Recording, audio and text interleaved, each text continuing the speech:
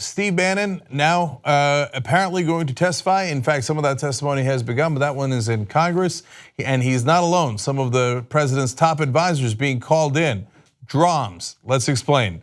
President Donald Trump's former chief strategist, according to HuffPost, Steve Bannon will meet behind closed doors on Tuesday with a U.S. House of Representatives committee that is probing whether Russia meddled in the 2016 presidential election. Hold. He's not set to meet. That was earlier today. He has already met. But wait, in the middle of meeting with the House, here's what happened. Bannon was on Capitol Hill testifying. This is according to CNN. Testifying before the House Intelligence Committee when news broke that Mueller had issued a subpoena for the now estranged associate of President Donald Trump to testify before a grand jury.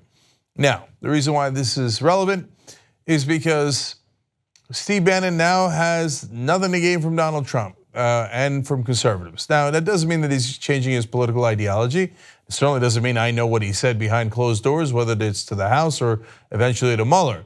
But Trump and all the other conservatives threw him under the bus in the most dramatic, irreversible way you can imagine.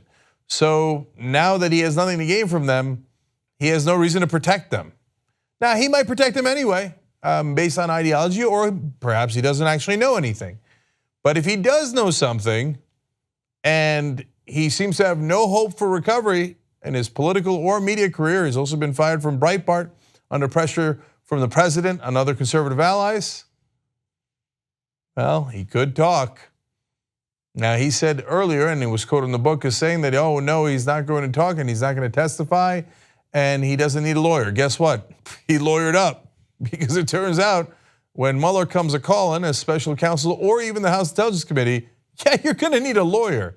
So when that lawyer tells him, hey, by the way, it's you or your former allies who now not only despise you, but have publicly ridiculed, shamed, and ridden you out of town, I'm not sure that's that tough a call.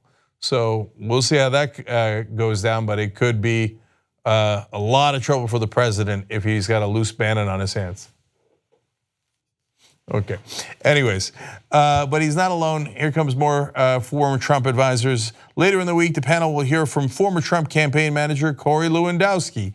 Now, he is very loyal to the president and not one known for being overly honest. But a lot of this stuff is on the record, and so we'll see to what degree they're willing to skirt the issues, let's put it that way. And by the way, it's possible that any one of these people doesn't know anything about Russian meddling or was not involved. Some members of the campaign and administration might have been involved while others were not.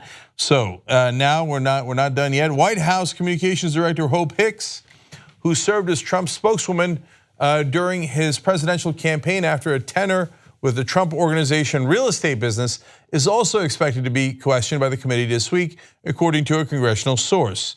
So we got a lot of testimony coming up. By the way, it might be because the Republicans are rushing to wrap this thing up, but when you go to testify, there are Democrats there too, and they could ask tough questions and ones that perhaps they're not either prepared for, or and first of all, they're part of the Trump administration. Of course they won't be prepared.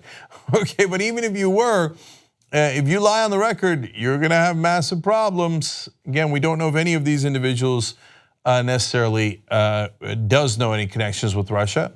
And I suppose there's a possibility that nobody did anything with Russia.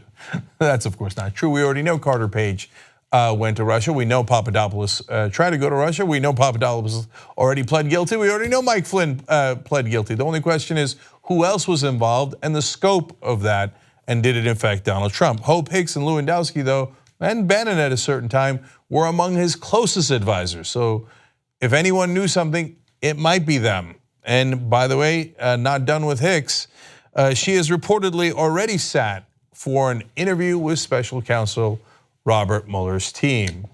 So I guess Donald Trump better hope that hope floats. But that doesn't even make any sense. You just watched a video by the Young Turks, the home of the revolution. If you'd like to get the full show, come join us and become a member. tytnetwork.com/join.